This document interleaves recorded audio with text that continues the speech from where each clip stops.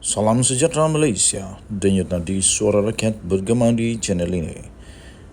Jangan lupa tekan butang subscribe, like dan share. Malaysia kita punya, cintai Malaysiaku, kita jaga kita.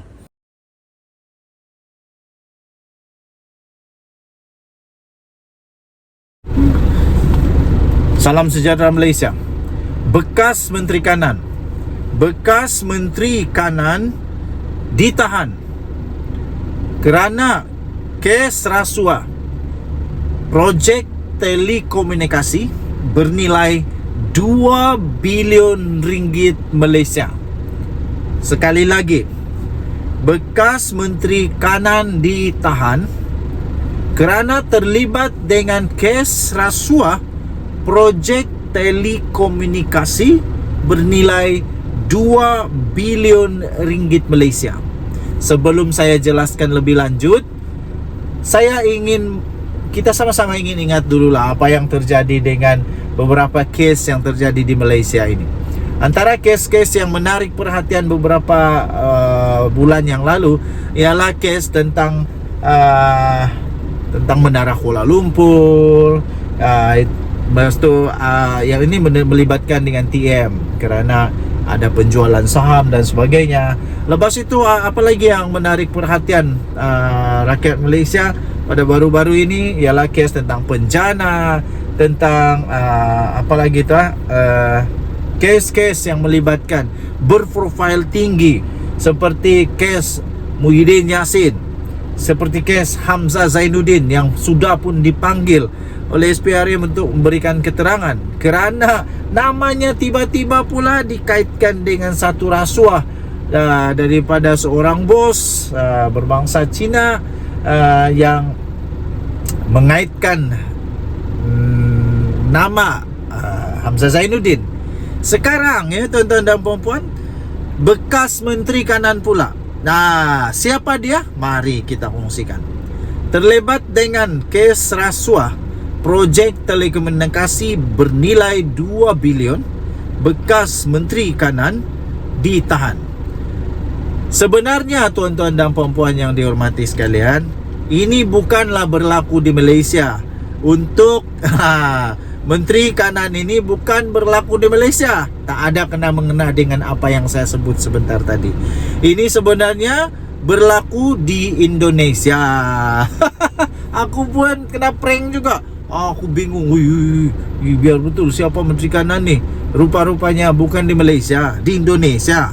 Pihak berkuasa Indonesia telah menahan seorang Menteri Kanan semalam kerana terlibat dalam kes rasuah projek telekomunikasi yang mengakibatkan negara telah kerugian hampir 500 juta US dollar atau 2.26 bilion ringgit Malaysia. Tampil memakai jaket merah jambu yang biasa dipakai suspek kes rasuah. Menteri Komunikasi dan Teknologi Maklumat iaitu Johnny Gerald Plate di soal siasat berjam-jam di Pejabat Peguam Negara AGO. Dia kemudian dibawa menaiki kereta ke sebuah pusat tahanan di Jakarta.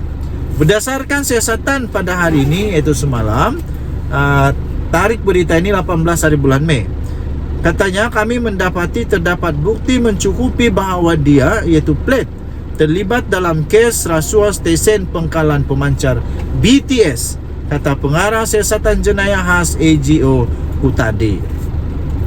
Projek BTS itu diketuai oleh sebuah agensi di bawah Kementerian Komunikasi dan bermatlamat menyalurkan akses internet 4G ke kawasan pedalaman di selatan negara kepulauan tersebut.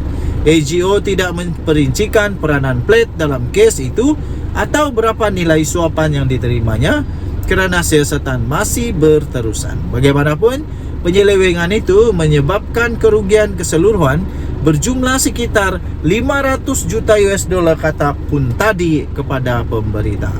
AGO melaporkan bahawa pihaknya mendapati terdapat kecurigaan dalam proses pemulihan projek itu melibatkan syarikat tempatan dan asing. Denyut nadi suara rakyat bergema di channel ini. Jangan lupa tekan butang subscribe, like dan share. Okey. Nasib baik benda ni bukan berlaku di Malaysia. benda ni berlaku di Indonesia. Tetapi kita berharap semoga ini akan menjadi peringatan. Kita berharap ini akan menjadi satu teladan. Kita berharap semoga ini menjadi satu sempadan supaya menteri-menteri di Malaysia, tak kisahlah kanan kah, kiri kah, tengah kah, atas kah, bawah kah, besar kah, kecil kah, apapun jawatan, jangan pernah ambil rasuah. Sudahlah berdosa, bersalah lagi dari undang-undang. Tak cukup makan, tak apa, boleh minta dengan orang, minta tolong dengan adik-beradik kah. Yang penting cukup makan. Kalau sampai nak tamak, nak kaya sehingga minta rasuah, itu dah berdosa. Denyut Nadi Suara Rakyat bergema di channel ini. Jangan lupa untuk tekan butang subscribe, like dan share. Malaysia kita punya, cinta Malaysia ku, kita jaga kita. Kita jumpa lagi, bye-bye. Salam sejahtera Malaysia. Denyut Nadi Suara Rakyat bergema di channel ini. Apa perasaan kamu kalau di satu kampung kamu duduk-duduk tengok-tengok minum kopi, tiba-tiba ada 47 orang serentak kena tahan oleh SPRM. Tuh, pasti orang semua, wah, what happened? Nah, semua pun, oh akhirnya, kenapa nih, apa jadi nih? 47 orang serentak ditahan, disiasat oleh SPRM, didakwa, direman, apa ini ya? Kita baca dulu. Ditahan oleh SPRM. Dan apa pula reaksi kamu kalau 47 orang itu pula ditangkap, ditahan, disiasat oleh SPRM kerana berkenaan dengan projek, sepatutnya inisiatif yang diumumkan oleh Muhyiddin Yassin. Sepatutnya inisiatif itu inisiatif yang baik, tapi inisiatif itu nampaknya telah membuka banyak jalan penyelewengan, banyak jalan salah laku, banyak jalan rasuah, banyak jalan tuntutan palsu, macam-macam lagi, ketirisan dan sebagainya. Memang menyedihkan. Dan mau tidak mau, nama orang yang fikirkan itu, mau tidak mau orang yang umumkan itu pun terkena juga sebut nyamannya, walaupun tak ada apa-apa kena mengenai dengan dia. Tapi oleh kerana mungkin itulah orang kata, seperti ada seorang pemimpin besar di dunia ni kata, great power come from great responsibility. Hanya orang yang betul-betul berkuasa ada banyak besar tanggungjawabnya. Antara tanggungjawabnya ialah dia kena bertanggung jawab dengan apa yang diumumkannya, apa yang dihasilkan oleh buah fikirannya. Disahkan seramai 47 pengarah syarikat telah ditahan oleh Suruhanjaya Pencegahan Rasuah Malaysia SPRM di seluruh negara menerusi Op Hire 2.0. Selamai 33 lelaki dan 14 wanita. Aku terkejut betul, minta maaf. Cik terkejut betul ni. Bila cik baca ada 14 perempuan pun kena juga dengan rasuah ni, cik terkejut. Oh, rupanya kat Malaysia ni dah tak tengok jentina dah. Siapa pun dah boleh makan rasuah, siapa pun dah boleh minta rasuah. Dulu kita fikir hanya lelaki je yang perlu minta rasuah selalu. Lah ni tak macam tu no. Lah ni laki ke perempuan ke sama agak. Itulah tu. Seramai 14 wanita turut ditangkap, ditahan berusia 30 hingga 70 tahun itu ditahan sejak petang Isnin. Dulu depa kata orang-orang ni bila dah sampai 50 tahun dah fikir panjang, ada otak akai yang bagus, dah tak fikir nak cepat ni, nak cepat tu, sampai tamak dan sebagainya. Tapi sekarang ini tidak kiralah siapapun, 30 tahun kah, 70 tahun kah, 93 kah tahun kah, 95 tahun kah, sakau tetap sakau. Kesemua individu itu telah disyaki telah mengemukakan tuntutan palsu yang kononnya telah mengendalikan program pengambilan dan latihan pekerja kepada Pertubuhan Keselamatan Sosial Perkeso. Namun sebenarnya ia tak dilaksanakan pun.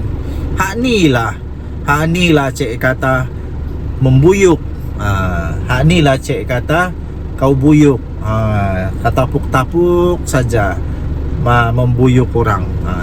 Kerajaan pun kau mau buyuk.